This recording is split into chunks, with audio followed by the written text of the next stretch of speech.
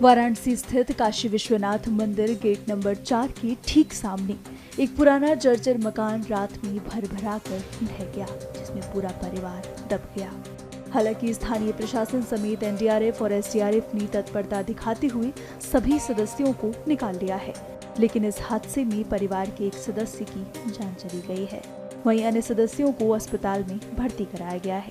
हालांकि परिवार का कहना है कि सभी सदस्य बाहर आ गए हैं, लेकिन इसके बावजूद एक बार दोबारा एनडीआरएफ की टीम पूरी घटनास्थल की जांच करेगी, जिससे कोई फंसा न रह जाए। अधिकारियों ने घटना के संबंध में क्या जानकारी दी है, सुनिए। यह रेस्क्यू ऑपरेशन लगभग अब अपनी समाप्ति की तरफ है।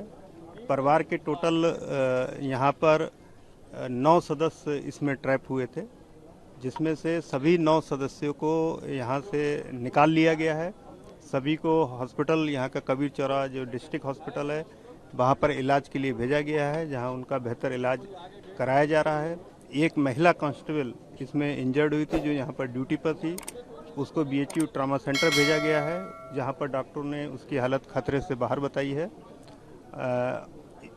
इसमें जितनी भी हमारी फोर्सेस हैं, एनडीआरएफ है, एसडीआरएफ है, फायर सर्विस है, पीएसी है, लोकल पुलिस है, सभी के सहयोग से ये ऑपरेशन को अंजाम दिया गया है और अभी तक सफल ऑपरेशन ये रहा है।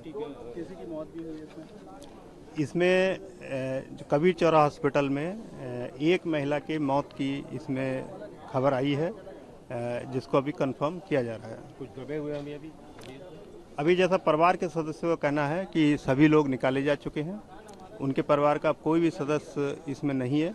फिर भी हम प्रिकॉशन के तौर पर अपने जो डॉग स्क्वाड है उसके माध्यम से इस बात का पता लगाएंगे कि कोई व्यक्ति इसके अंदर मलबे में कोई और तो नहीं दबा है। विश्वनाथ मंदिर के नज़दीक है और ये बिल्कुल सटा हुआ है और जर्जर था, इसको डिमोलिश करने की भी कोई महीने से बात चल रही थी या नहीं? अभी इस तरह की कोई बात नहीं है और अभी हम लोगों का पूरा ध्यान रेस्क्यू ऑपरेशन पर है और जो भी इंजर्ड हैं उनको इलाज कराने पर पूरा ध्यान है।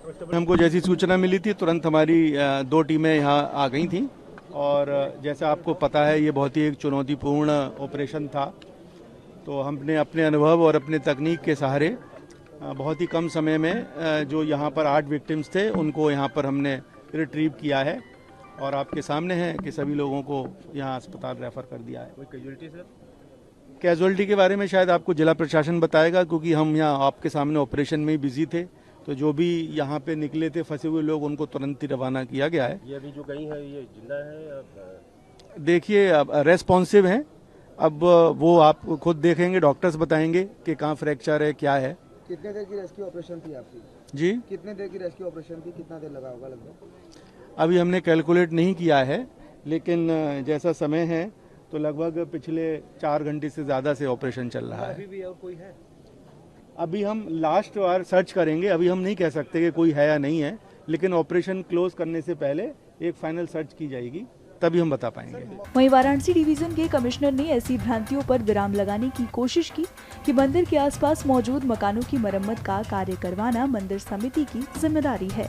यह समिति मंदिर के आसपास के मकानों को खरीदने की तैयारी में है। प्रशासन में बात उठाई जा रही है कि उनको कई बार एप्लीकेशन दिया गया था इस मकान को खरीदने के लिए, यहाँ तक कि मरम्मत तक के लिए, लेकिन उनकी तरफ से कोई रिस्पांस नहीं आया, जिसकी वजह से आज ये घटना हुई है। इस बारे में मैं 2 चीजें स्पष्ट कर देना चाहता हूँ।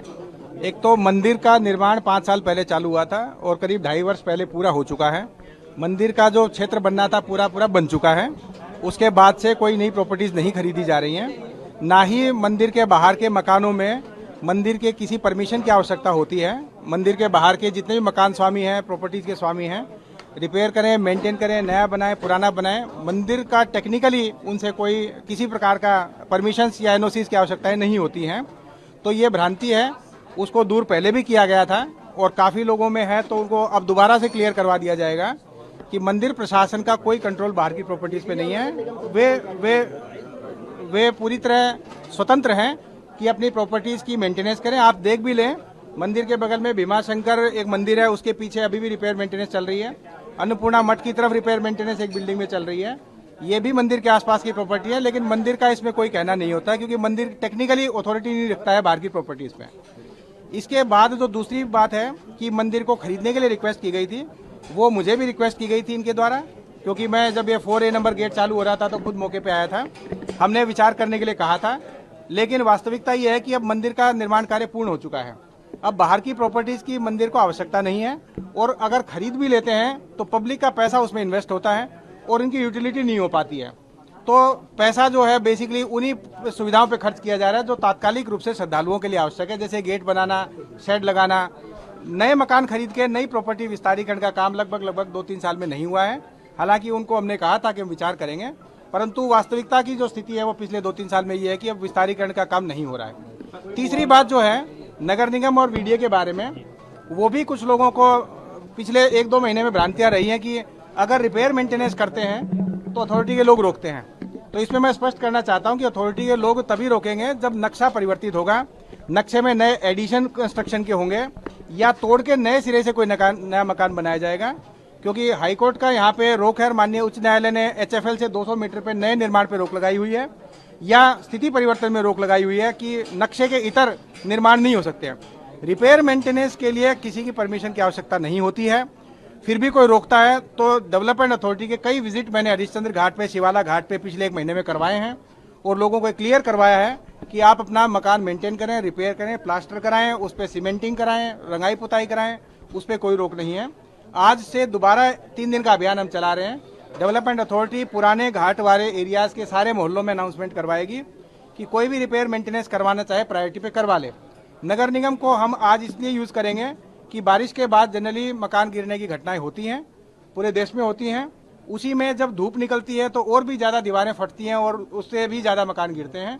तो जितने भी मकान डिलेपिटेटेड हैं, नगर निगम के माध्यम से वीडीए के साथ जोड़ के उनको हम इस प्रचार में लगा रहे हैं कि ऐसे लोग टेम्परेरीली अपने घर खाली कर लें, रिपेयर मेंटेन कर लें, तब उस घर में स्थानांतरित हो जाएं। तो आज से इसमें करीब 50 के आसपास मकान चिन्हित किए गए थे नगर निगम के द्वारा, लेकिन समस्या तब आती है जब वो मकान खाली करके लोगों को रिपेयर करना होता है। तब लोग मकान खाली करके निकलने के लिए तैयार नहीं हो पाते हैं और मौसम भी बारिश का ऐसा होता है कि निकलने में सुविधा भी होती है, तो वो प्रैक्टिकली इन्फोर्समेंट की समस्या आ जाती है।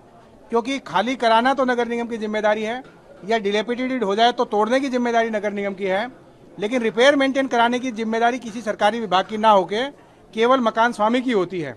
इस वजह से दिक्कतें आती हैं कि वो जो है मेंटेनेंस करने में कई बार डिले करते हैं।